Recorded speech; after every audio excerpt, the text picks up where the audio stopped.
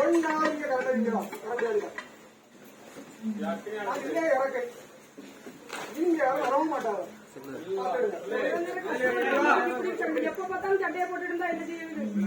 வர வர நீங்க என்ன எல்லாம் பண்ணிட்டு வந்தீங்க? நான் என்ன செய்யணும்? நாங்க தெரிஞ்சதை செய்துட்டு வந்தோம். எங்களாவது தெரிஞ்சதை செய்துட்டு வந்தோம். என்ன நாங்க தப்பு இருந்தா மன்னிச்சுக்கிடுங்க. அதுல என்ன நடந்துச்சு?